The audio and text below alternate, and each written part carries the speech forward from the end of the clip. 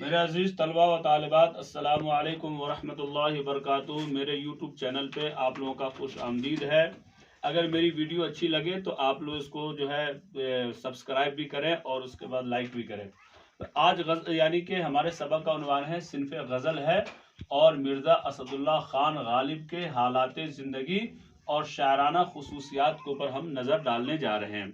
مرزا غالب کے بارے میں میں بتانے جا رہا ہوں کہ غالب نے 1797 عیسوی میں 1700 غالب جو ہے غالب 1797 عیسوی میں، تو غالب کے بارے میں ہم پڑھ رہے ہیں، تو غالب کے بارے میں بتایا جا رہا ہے۔ غالب 1797 عیسوی میں آگرہ میں پیدا ہوئے۔ پورا نام مرزا اسد اللہ خان تھا۔ نجم الدولہ اور دبیر الملک خطابات تھے۔ مرزا نوشہ کے لقب سے بھی معروف تھے۔ معروف کا مطلب یہاں پہ ہو گیا مشہور۔ معروف بولتے ہیں کس کو؟ ہاں، مشہور، اس کو بولیں گے مشہور۔ مشہور تو مرزا نوشہ کے لقب سے بھی معروف تھے۔ دادا، باپ اور پھر چچا کی موت کی وجہ سے غالب بچپن ہی میں بڑی حد تک تنہا رہ گئے۔ یعنی ان کے بچپن میں ہی ان کے والد کا انتقال ہو گیا، اور پھر ان کے یعنی کہ جو دادا جو تھے ان کا بھی انتقال ہو گیا۔ ان کے نانا نے ان کی پرورش کی، لیکن ان کی تعلیم مکمل نہ ہو سکی۔ یعنی غالب کی جو پرورش ہے ان کے نانا نے کی۔ ان کے جو والد تھے وہ فوج میں ملازم تھے، اور کسی جنگ میں جو ہے فوج میں جب یہ جنگ میں شامل ہوئے، اسی دوران ان کے والد جو ہے جنگ میں مارے گئے، جس کی وجہ سے جو ہے یہ یتیم ہو گئے۔ تو ان کی جو پرورش تھی ان کے نانا نے کی۔ غالب کی پرورش کس نے کی؟ ان کے نانا نے کی، اور نانا کو اللہ تعالیٰ نے بہت زیادہ جو ہے نوازا تھا، بہت زیادہ دولت تھی۔ تو بہرحال ان کے نانا نے ان کی پرورش کی، لیکن ان کی تعلیم مکمل نہ ہو سکی۔ 13 سال کی عمر میں غالب کی شادی دہلی کے ایک معزز خاندان میں ہو گئی، یعنی عزت دار۔ معزز بولتے ہیں عزت دار کو، کس کو بولتے ہیں؟ معزز۔ ہاں، یہ ہو گیا عزت دار۔ عزت دار یعنی اعلیٰ خاندان جو ہوتے ہیں، عزت دار خاندان جو ہوتے ہیں، اسی عزت دار خاندان۔ تو بتا رہا تھا کہ معزز خاندان کا مطلب ہو گیا عزت دار خاندان میں غالب کی شادی یعنی معزز خاندان میں ہو گئی۔ شادی کے کچھ عرصہ بعد، کچھ سالوں بعد غالب آگرہ سے دلی آ گئے، اور آخری دم تک، آخری وقت تک یہیں رہے۔ غالب کے آخری دن لمبی بیماری کی وجہ سے تکلیف میں گزرے۔ یعنی غالب کی جو یعنی کہ زندگی تھی اس میں بہت زیادہ جو ہے یعنی تکلیف تھی، اور یہ بیمار رہتے تھے جس کی وجہ سے تکلیف میں گزرے۔ لیکن ان کے مزاج کی شوخی، شوخی کا مطلب ہو گیا ہنسمکھ، چنچل۔ ہاں، شوخی، ہاں شوخی کا مطلب ہو گیا چنچل، ہاں، اور ہنسمکھ بھی بول سکتے ہیں اس کو، ہنسمکھ۔ اس کے مزاج میں ہمیشہ یعنی کہ کوئی بھی پریشانی نہیں، جو بھی پریشانی آ جاتی لیکن یہ ہر وقت ہنستے رہا کرتے تھے، ہمیشہ ہنسا کرتے تھے، اور کبھی کسی کو یہ احساس نہیں ہونے دیتے تھے کہ میری زندگی میں دکھ ہے، میری زندگی میں پریشانی ہے، میری زندگی میں تکلیف ہے۔ آخری تو بتا یہ رہا تھا، شوخی اور ذہن کی تازگی آخری وقت تک برقرار رہی۔ غالب کا انتقال دہلی میں 1869 عیسوی میں ہوا، یعنی 1869 عیسوی میں غالب کا انتقال ہو گیا۔ اس میں جو ہے یہ انتقال ہوا ان کا۔ تو دیکھیں یہ 1869 عیسوی میں غالب کا انتقال ہو گیا ہے۔ اب جو ہے میں شاعرانہ خصوصیات، اب اس پہ روشنی ڈالنے جا رہا ہوں۔ ہاں، شاعرانہ خصوصیات پہ۔ ابھی تک تو میں نے حالات زندگی کے اوپر روشنی ڈالی، اب میں شاعرانہ خصوصیات کے اوپر روشنی ڈالنے جا رہا ہوں۔ غالب کا شمار اردو کے بڑے شعراء میں ہوتا ہے۔ فارسی شاعری میں بھی ان کا مرتبہ بلند ہے۔ یعنی غالب نے جو کچھ بھی لکھا ہے زیادہ تر فارسی زبان میں ہی لکھا ہے، اور ان کے زیادہ تر کلام جو ہے، جتنی شاعری جو ہے وہ فارسی زبان میں زیادہ موجود ہے۔ زندگی کے ایک بڑے حصے میں غالب نے اردو میں بہت کم کہا، پھر لڑکپن اور جوانی کا بہت سارا اردو کلام انہوں نے اپنے دیوان میں شامل بھی نہیں کیا۔ اس طرح ان کا اردو کلام ان کے فارسی کلام سے بہت کم ہے۔ یعنی ان کا اردو کلام کم ہے لیکن فارسی کلام ان کے بہت زیادہ ہے، اور ان کو اردو کلام جو ہے اردو میں انہوں نے بہت کم لکھا ہے، لیکن جو کچھ بھی لکھا ہے وہ اردو میں یعنی انہی کی وجہ سے یہ مشہور بھی ہو گئے، اور یہ ان کی جو شہرت زیادہ ہوئی ہے اردو کلام کی وجہ سے ان کی زیادہ شہرت ہوئی ہے۔ لیکن آج دنیا جس غالب کو اردو کا بڑا شاعر مانتی ہے وہ اسی چھوٹے سے دیوان میں جلوہ گر ہے۔ دیوان بولتے ہیں شاعری کی کتاب کو، دیوان بولتے ہیں، دیوان، دیوان ہو گیا شاعری کی کتاب، شاعری کی کتاب، دیکھیں تو اسی یعنی کہ دیوان میں جو ہے غالب جو ہے زیادہ یعنی کہ موجود ہے، زیادہ غالب جو ہے پائے جاتے ہیں۔ اب آگے میں یہ بتانے جا رہا ہوں کہ دیکھیں تو کہہ رہے ہیں غالب کے کلام میں زندگی اور کائنات کی، کائنات کا مطلب دنیا کی، بہت سی نازک، کائنات کا مطلب ہو گیا دنیا، کائنات دونوں جہاں، کائنات دنیا، تو کائنات غالب کے کلام میں زندگی اور کائنات کی بہت سی نازک اور باریک باتوں کی طرف اشارے ملتے ہیں۔ ان کے یہاں فکر کا پہلو زیادہ، یعنی فکر کی بات زیادہ کرتے ہیں، زیادہ نمایاں ہے اور جذبات کا کم، تاہم ان کی شاعری منظوم فلسفہ نہیں ہے۔ یہ شاعری ایک خاص اور سوچنے والے ذہن کے مختلف تجربات کا اظہار کرتی ہے، اور اس طرح ہمیں فکر و احساس کی نئی جہتوں سے یعنی نئی شکلوں سے جان پہچان کراتی ہے، آشنا کراتی ہے، لفظ آیا ہے آشنا، آشنا کراتی ہے۔ زندگی کا کوئی مرحلہ ایسا نہ ہوگا جس پر ہم غالب کے کسی نہ کسی شعر کے ذریعے اظہار رائے یعنی کہ اظہار رائے نہ یعنی کہ کر سکیں۔ یہی وجہ کہ ہمارے یہاں جتنے شعر ضرب المثل ہو گئے ہیں، جس کے ذریعے مثالیں دی جاتی ہے، وہ سب سے زیادہ شعر غالب کے ہیں۔ جیسے غالب کا ایک شعر ہے، زاہد شراب پینے دے مسجد میں بیٹھ کے، وہ جگہ بتا جہاں خدا نہیں ہے۔ تو یہ شعر غالب کا یہ شعر جو ہے وہ یعنی ضرب المثل کے طور پر استعمال ہوتا ہے۔ آگے غالب نے اردو نثر و نظم میں ایک الگ راہ نکالی، ایک الگ راستہ انہوں نے نکالا۔ انہوں نے نہ صرف اپنے دور کو متاثر کیا بلکہ آنے والی نسلیں بھی ان سے فیض حاصل کرتے ہیں، یعنی غالب کی جو کلام سے، غالب کے جو فلسفیانہ انداز ہے، ان سے آنے والی نسلیں آگے بھی فائدہ اٹھاتی رہیں گی۔ تو یہ غالب کے حالات ہم نے آپ کو بتلا دیے۔ غالب کے غزل کی تشریح کرنے جا رہا ہوں۔ غالب کی غزل ہے، اس کی میں تشریح کرنے جا رہا ہوں۔ ابن مریم ہوا کرے کوئی، میرے دکھ کی دوا کرے کوئی۔ ابن مریم سے مراد جو ہے حضرت مریم کا بیٹا ہے، حضرت عیسیٰ علیہ السلام، یہ اللہ کے پیغمبر تھے۔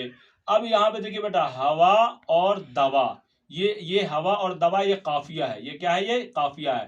کرے کوئی یہ ردیف ہے۔ یہ کیا ہے؟ یہ ردیف ہے، یہ ردیف ہے، اور یہ کیا ہے؟ یعنی کہ یہ ردیف ہے، کرے کوئی، اور ہوا اور دوا یہاں پہ قافیہ ہے۔ اب میں یعنی کہ اس شعر کی تشریح کرنے جا رہا ہوں کہ اس شعر میں شاید صنعت تلمیح کا استعمال کرتے ہیں۔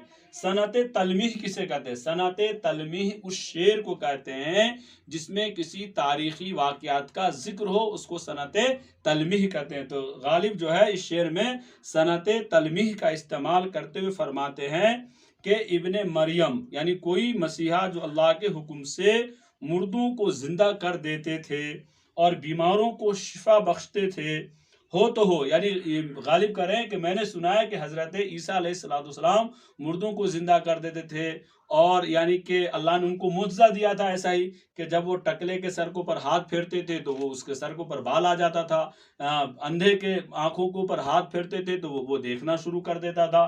تو یہ ایک معجزہ تھا۔ تو وہی کہہ رہے ہیں حضرت عیسیٰ علیہ السلام کے بارے میں نے سنا ہے کہ وہ بہت بڑے مسیحا تھے، لیکن میرا جو دکھ ہے، میری جو پریشانی ہے، غالب کہتے ہیں کہ میرے دکھ اور میری پریشانی کا علاج حضرت عیسیٰ علیہ السلام کے پاس بھی نہیں ہوگا۔ تو میں تو اس سے مانوں گا جو میرے دکھوں اور غموں کا علاج کرے۔ تو غالب کہتے ہیں کہ میں ان کو مانوں گا مسیحا کہ جو میری زندگی میں غم ہے، میری زندگی میں پریشانی ہے، وہ اگر میرے دکھ اور پریشانی کا علاج کر دے تب میں جا کر اس کو مانوں گا۔ ایسے کو میں کیا مانوں؟ کیونکہ میں اصل میں یعنی کہ مریض عشق ہوں، عشق کا مریض ہوں، اور جو عاشق ہوتا ہے وہ وہم کی بیماری کا شکار ہوتا ہے۔ हालांकि बीमार नहीं होता है, लेकिन उसको लगता है कि मैं बीमार हूं, तो कहते हैं कि मेरे दुख का इलाज हजरत ईसा अलैहिस्सलाम इब्ने मरियम के बेटे के पास भी मेरे दुख का इलाज नहीं होगा। आगे का शेर है, बक रहा हूं, बहुत सारे लोग पढ़ते बिक रहा हूं, गलत है ये बक रहा हूं, बकना का मतलब हो गया बोलना, बक रहा हूं जुनू में क्या क्या कुछ, बक रहा हूं ये एक ही हूं है, ये नहीं है, बक रहा हूं जुनू में क्या क्या कुछ न समझे खुदा करे कोई। इस शेर में गालिब फरमाते हैं कि मैं पागलपन और दीवानगी की हालत में न जाने क्या उल्टी सीधी बातें कर रहा हूँ, पता नहीं मैं कैसी कैसी बातें कर रहा हूँ पागलपन में, और मैं इश्क का मरीज हूँ, तो मैं पागल हूँ, मुझे अपने आप में होश नहीं रहता है, और इस पागलपन में मैं कैसी कैसी बातें कर रहा हूँ। अब खुदा ऐसा करे कि मेरा कहा हुआ कोई ना समझे, जो कुछ भी मैं इश्क में बोलता हूँ, पागलपन में बोलता हूँ, मैं खुदा से हमेशा यही दुआ करता हूँ कि कोई मेरी बात को ना समझे, मेरी बात को यानी कि ना देखे। आगे कह रहे हैं, न सुनो गर बुरा कहे कोई, न सुनो गर बुरा कहे कोई, न कहो गर बुरा करे कोई। शायर फरमाते हैं अगर कोई कुछ बुरा कहे तो बिल्कुल ना सुनो, और अगर कोई तुमसे बुराई करे तो उसका शिकवा ना करो। तो ये यहाँ पे बता दी इस बात को। अब आगे शेर है, रोक लो गर गलत चले कोई, बख्श दो गर खता करे कोई। तो अगला शेर है, इसमें शायर फरमाते हैं अगर कोई गलत रास्ता इख्तियार करता है तो उसे रोक लो, तो उसे इस रास्ते पर जाने से रोक लो। अगर कोई गलत रास्ता इख्तियार करता है तो उसे उस रास्ते पर जाने से रोक लो। हाँ, और अगर किसी से कोई गलती हो गई है, हो जाती हो, तो उसे माफ़ कर दो, यानी गलती अगर कोई इंसान से गलती हो जाए तो उसे माफ़ कर दो, और माफ़ करने वाला बड़ा होता है। आगे कह रहे शेर, कौन है जो नहीं है हाजतमंद, किसकी हाजत रवा करे कोई। इस शेर में गालिब फरमाते हैं कि इस दुनिया में ऐसा कोई भी शख्स नहीं है जो ज़रूरतमंद नहीं है, यानी इस दुनिया में कोई भी ऐसा शख्स नहीं है जो ज़रूरतमंद नहीं है। हाजतमंद का मतलब ज़रूरतमंद नहीं है, और इंसान के बस में ये बात नहीं है कि वो हर एक ज़रूरतमंद की ज़रूरत को पूरी कर सके, यानी कोई भी इंसान जो है वो खुदा ही हमारी ज़रूरत को पूरी कर सकता है, वही बहुत बड़ा देने वाला है, वही बहुत बड़ा दाता है, वही बहुत बड़ा फैयाज़ है, अल्लाह से बड़ा फैयाज़ कोई नहीं है, तो वही हमारी हाजत को पूरी कर सकता है। अगर हम किसी रिश्तेदार के पास या किसी दोस्त से या किसी से जब मांगते हुआ जब हमारी हाजत को पूरी नहीं करता है तो हम उससे नाराज़ हो जाते हैं, हमें ऐसा नहीं करना चाहिए। उसी बात का शायर जिक्र करते हुए, गालिब जिक्र करते हुए फरमाते हैं कि यानी कि ये इंसान के बस की बात नहीं है कि वो हर एक यानी कि ज़रूरतमंद की ज़रूरत को पूरा कर सके, वो इंसान के बसी में ही नहीं है कोई इंसान की ज़रूरत को पूरा कर सके। अगर कोई हमारी ज़रूरत को पूरा नहीं करता है, यानी हमारी ज़रूरत को पूरी नहीं करता है, फिर हम उससे नाराज़ हो जाते हैं और उससे जो बातचीत करना बंद कर देते हैं। उसी की बात करें गालिब कि इस दुनिया में कौन ऐसा आदमी नहीं है जो हाजतमंद नहीं है, हर इंसान ज़रूरतमंद है, हर इंसान हाजतमंद है। अगर कोई हमारी हाजत पूरी नहीं करता है तो हमें उस शख्स से कोई गिला नहीं होनी चाहिए, कोई शिकवा नहीं होनी चाहिए। हो सकता है कि वो आदमी हमसे भी ज़्यादा मजबूर हो, इसलिए यहाँ पे इस बात का जिक्र किया है। अब यानी अगला शेर है, क्या किया खिजर ने सिकंदर से, क्या किया खिजर ने सिकंदर से, अब किसे रहनुमा करे कोई। इस शेर में गालिब फरमाते हैं, शायर सनत तलमीह का इस्तेमाल, सनत तलमीह मैंने पहले भी बतला दिया, सनत तलमीह उस शेर को कहते हैं जिसमें शायर जो है यानी कि किसी तारीखी वाक़यात का जिक्र करे। तो ये हज़रत खिजर अलैहिस्सलाम जो थे, ये जुल्करनैन, ये दो बादशाह गुजरे हैं, सिकंदर, एक सिकंदर यूनान में जो थे बादशाह वो, और एक सिकंदर वो जो यानी कि हज़रत इब्राहिम अलैहिस्सलाम से पहले गुजरे हैं सिकंदर, जिसको जो है यानी कि कुरान में कहा गया जुल्करनैन। इनकी जो बादशाह थी ये पूरी दुनिया में इनकी बादशाह थी। तो इन्हीं का जिक्र करते हुए शेर में शायर जो है गालिब, इस शेर में गालिब सनत तलमीह का इस्तेमाल करते हुए फरमाते हैं, जब खिजर यानी जब हज़रत खिजर अलैहिस्सलाम जैसा रहबर सिकंदर यानी जुल्करनैन की सही रहनुमाई न कर सका तो इंसान किसी और से क्या तवक्को कर सकता है, यानी क्या उम्मीद कर सकता है। ये हज़रत खिजर अलैहिस्सलाम जितने बड़े अल्लाह के वली اور یہی حضرت خضر سے ملاقات حضرت موسیٰ علیہ السلام کی ہوئی ہے۔ اگر میں سارے واقعات کا ذکر کروں گا تو یہ ویڈیو کافی بڑی ہو جائے گی، اس لیے جو ہے ہمیں اس کی طرف جانا نہیں ہے، جو یعنی کہ شعر کی تشریح کر رہا ہوں۔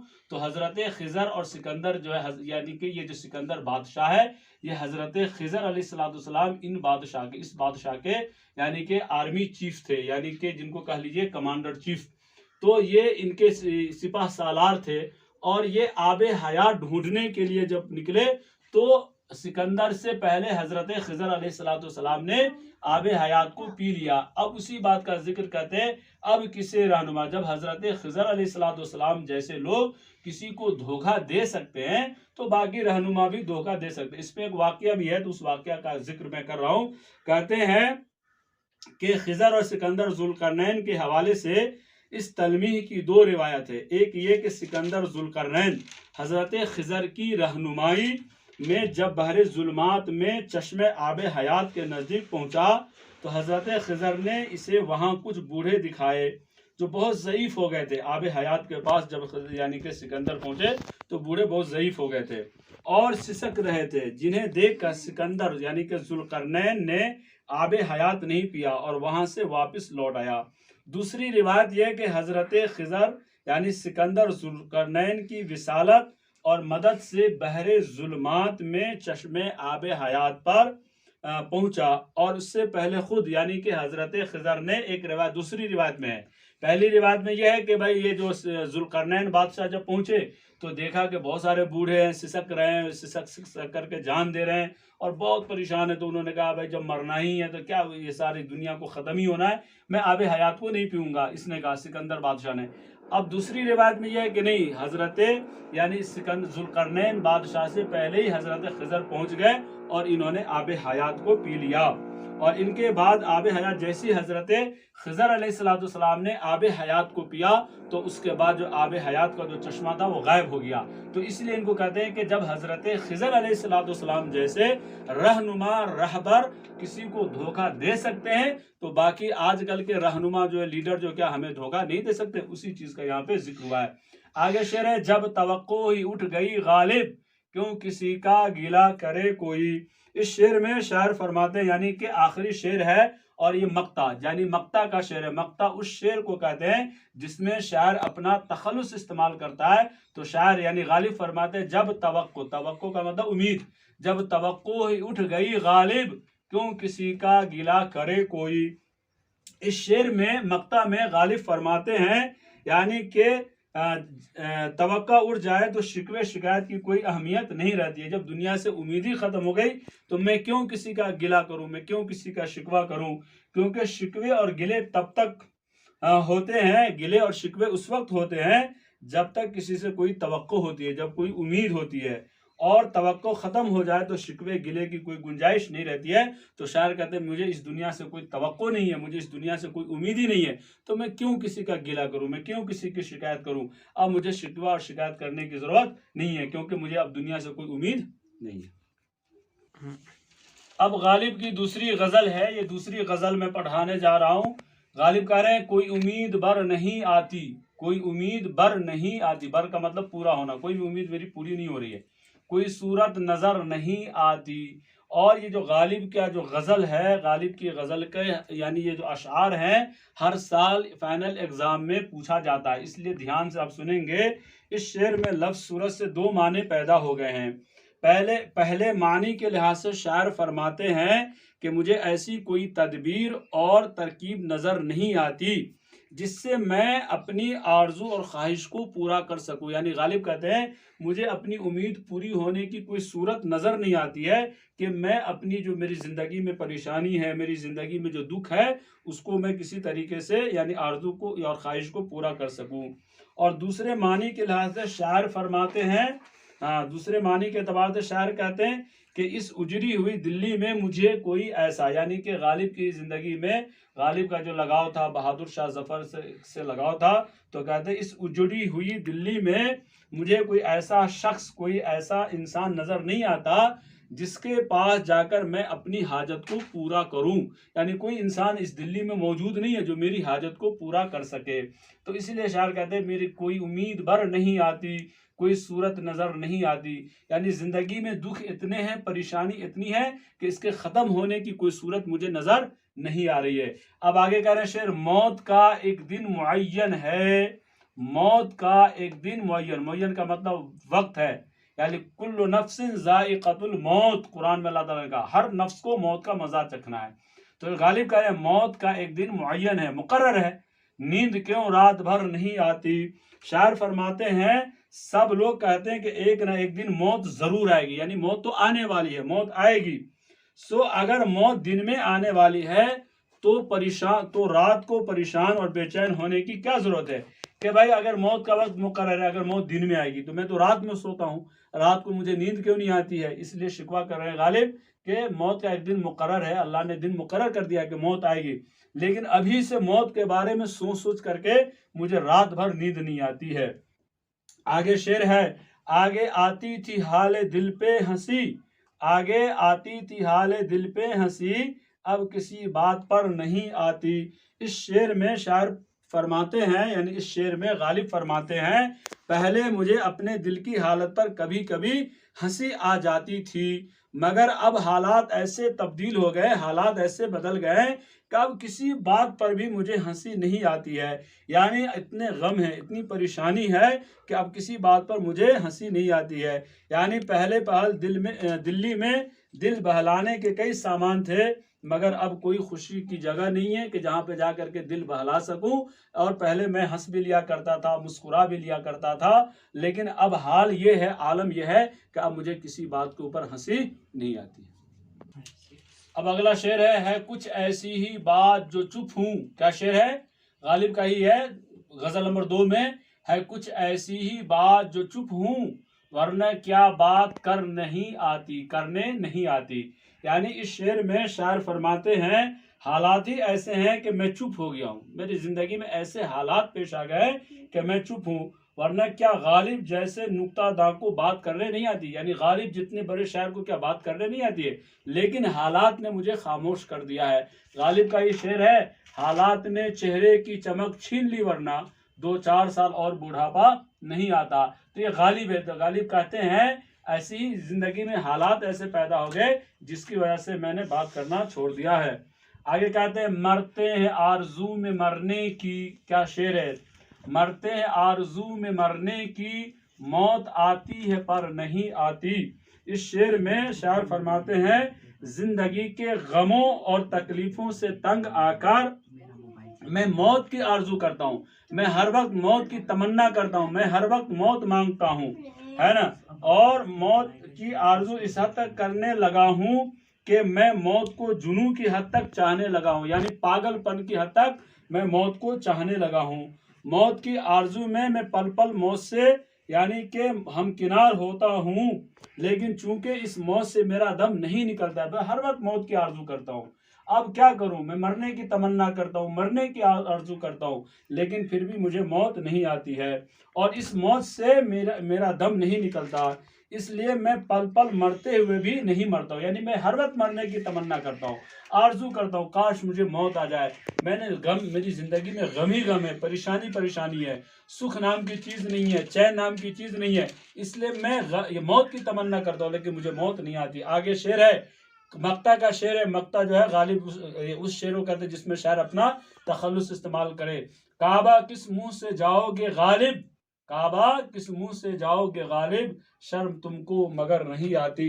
اس شعر میں شاعر خود سے مخاطب ہو کر کہتے ہیں تمہاری ساری زندگی، اے غالب تمہاری ساری زندگی کسی نیک عمل کے بغیر گزری ہے، پھر بھی تم چاہتے ہو کہ کعبے کی زیارت کرو، تم کعبے کی زیارت کرنا چاہتے ہو، کیا تمہیں ایسا سوچتے ہوئے شرم نہیں آتی؟ یعنی کہ وہی بات ہو گئی کہ ایک بہت مشہور مقولہ ہے کہ 70 چوہا کھا کے بلی حج کو چلی۔ ساری زندگی انسان گناہ کرتا ہے، ساری زندگی انسان دوسروں کو ستاتا ہے، پریشان کرتا ہے، اور پھر کس کی تمنا کرتا ہے کہ میں خانہ کعبہ جا کر کے کعبہ کی زیارت کروں گا، اس کا حج کبھی مکمل نہیں ہوگا، کبھی پورا نہیں ہوگا۔ اسی بات کا ذکر غالب کرتا ہے، اے غالب تم نے کبھی زندگی میں نیکی کی ہی نہیں ہے، تم نے بھلائی کا کام کیا ہی نہیں ہے، اچھا کام کیا ہی نہیں ہے، تو تم کیسے کعبہ کی زیارت کرو گے؟ کیا تم کو کعبہ کی زیارت کرنے میں شرم نہیں آئے گی؟